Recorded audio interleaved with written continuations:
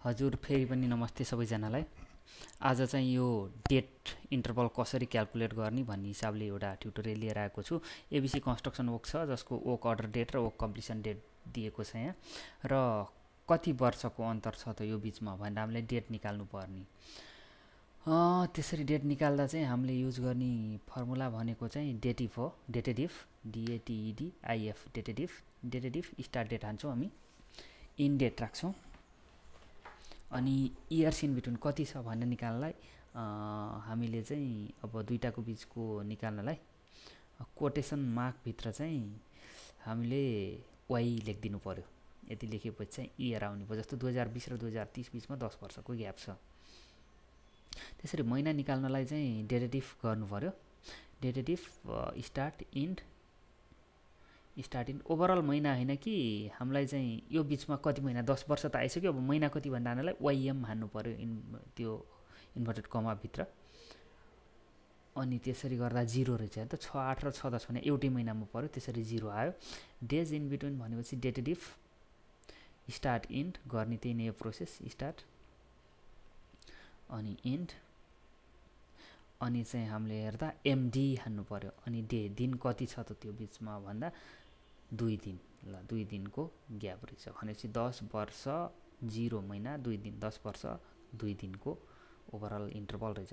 अब overall month भने सबै महिना कति छ त 20 र 30 बिचको सबै महिना 20 देखि 30 सालसम्मको सबै महिना कतिवटा छन् त हामीले दिएको डेटमा भन्यो भने डेटेडिफ स्टार्ट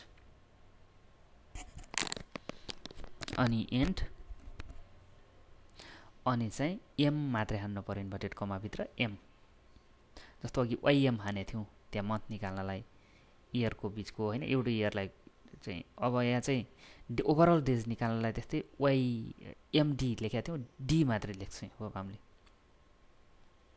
अब 20 देखि नै 30 सम्मको ओभरअल डे निकाल्नलाई चाहिँ डी मात्र लेखेर इन्भर्टेड कमाभित्र राख्यौँ भने डेज कति रहेछ त भन्दा 3654 डे रहेछ। महिना चाहिँ 120 महिना रहेछ। यसरी हामीले चाहिँ गर्छौँ। अब अर्को कुरो आयो, तिनटैलाई मर्ज गरेर जस्तो 10 ओभरअल 10 इयर्स 0 मन्थ 2 डेज भनेर लेखिदिनु पर्यो त्यो कोलममा, मानव त्यो सेलमा।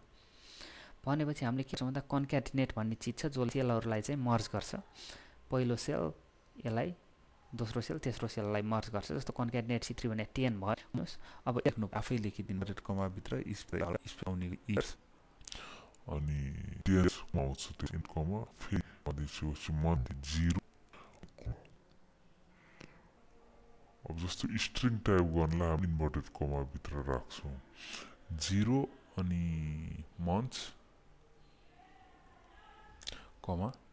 कमा दिएर जस्तो 10 इयर्स मन्थ्स आयो, मन्थ्स अनि चाहिँ यहाँ कमा, अनि अब गएर 2 E3 लाई सिलेक्ट गर्नु पर्यो, E3 अनि कमा,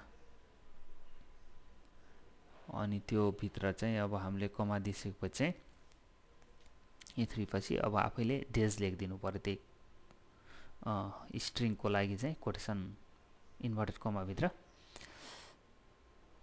डेज लेखिदिनु पर्यो। अब त्यसरी चाहिँ आउँछ हाम्रो। यसरी 10 इयर्स एउटा त कन्क्याटिनेट फर्मुला लाएर भयो। अर्को सिम्पली इजिकल टु लाएर पनि योलाई गर्न सकिन्छ। र जस्तो इजिकल टु C3 हानिदिनुहोस् 10। अब इयर्स लेख्नु पर्यो भने जोड्नलाई चाहिँ एन्ड राख्छौँ हामीले, डाइरेक्टली कन्क्याटिनेट होइन कि एन्ड। अर्को तरिका एन्ड इयर्स। अब जताकतै एन्ड C3 एन्ड इयर्स भने 10 इयर्स भयो। अनि फेरि एन्ड लाउनु पर्यो,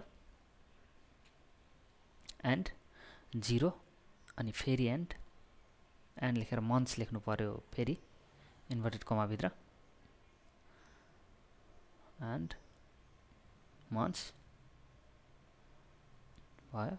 अनि फेरि इन्भर्टेड कमाभित्र चाहिँ मन्थ्स। त्यति गरिसकेपछि चाहिँ अब एन्ड फेरि डेजमा राख्ने, अनि एन्ड लाएर इन्भर्टेड कमाभित्र डेज भनेर गर्ने। भ्यालु चाहिँ एउटै आउँछ। यसरी हामीले कन्क्याटिनेट र अहिले चाहिँ डेटको बारेमा एउटा सानो ट्युटोरियल बनाएको थिएँ। जस्तो यो चाहिँ सधैँ चाहिने इन्जिनियरिङ स्टुडेन्टलाई होस् वा इन्जिनियरिङ फिल्डमा काम गरिरहेकोलाई होस् यस्तो काम गराउँदा चाहिँ कति डेज भनेर हामीले क्यालेन्डर हेरिरहनु पर्ने अवस्थाबाट छुटकारा पाउनलाई चाहिँ यसरी गर्न सक्छौँ। यही ट्युटोरियल बनाएको थिएँ मैले आज हजुरहरूलाई चाहिँ देखाउनलाई। हस् त धन्यवाद। राम्रो लागेमा लाइक वा सब्सक्राइब गरिदिनु होला।